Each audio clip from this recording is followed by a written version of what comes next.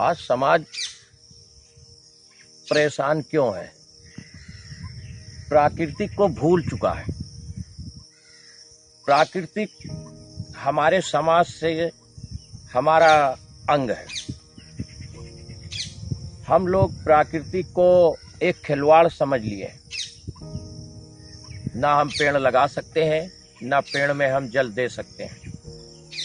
समाज आज हमारा प्राकृतिक को दूसरे निगाह से देखता है।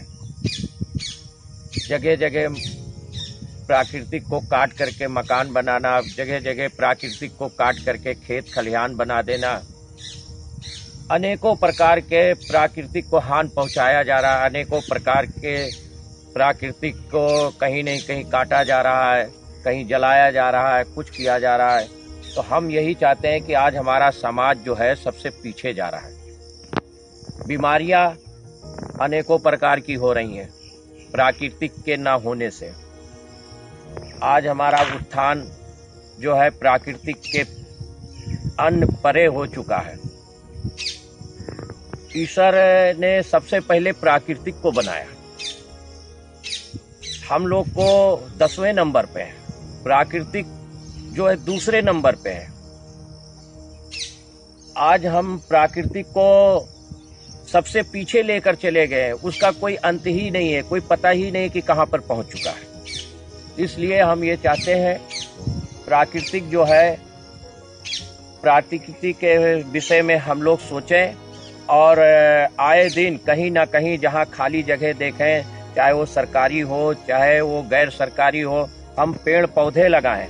और पेड़ पौधे ऐसे लगाएं कि जिसमें छाया हो, फल हो, फूल हो, अनेकों प्रकार के। ऐसा पेड़ न लगाएं कि जो अभी हम लगाएं और 2 महीने के बाद वो समाप्त हो जाए।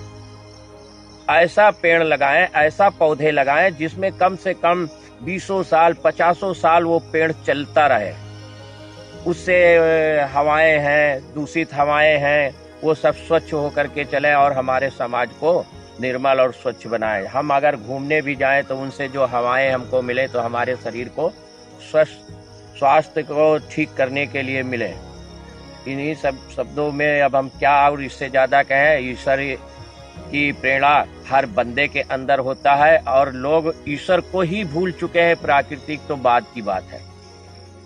इसलिए यही हम चाहेंगे कि हमारे ये जो शब्द हैं जिन जिन तक पहुंचे, वो लोग अपने बच्चों को भी और खुद और अपने मित्र यार को भी समझाएं कि कम से कम हम महीने में 5 पौधे लगाएंगे। यह हमारा अनिवार्य है, यह हमारा ध्येय है, यह हमारा संकल्प है, यह हमारा विकल्प है, यही हमारा शिष्टाचार है। ये जब हम बना लेंगे तो प्राकृतिक अपने आप सुधर जाएगी और आने वाला समय सुधर जाएगा। हम खुद स्वस्थ हो जाएंगे, हमारे बाल बच्चे स्वस्थ हो जाएंगे।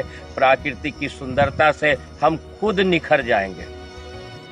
और जैसे कि गुरुजी ये भी है कि अगर हम पौधों को जीवंत मान लें तो उसका प्रभाव क्या पड़ेगा?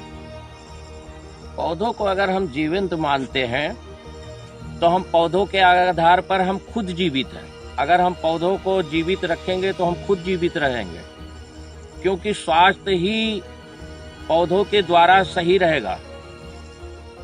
और जैसे कि मान लीजिए कि आने वाले समय में अभी बिल्कुल नजदीक है आपके समय, इसी महीने में 2-4-10 दिन के अंदर पड़ने वाला है, जिसको कहते हैं हम रक्षाबंधन। तो रक्षाबंधन जो है, लोगों के साथ जब रक्षा बांधती है बहन या और लोग भी एक दूसरे के बांध देते हैं तो वो एक दूसरे से संबंध बना लेते हैं। इसी तरीके से अगर हम पौधों से संबंध बना लें तो हमारा स्वास्थ्य, हमारा परिवार, हमारा समाज कुछ और हो जाएगा और ईश्वरमय हो जाएगा। ईश्वर भी उससे खुश होगा। उसके परिवार में सुख संपदा हर वक्त बरकरार बनी रहेगी।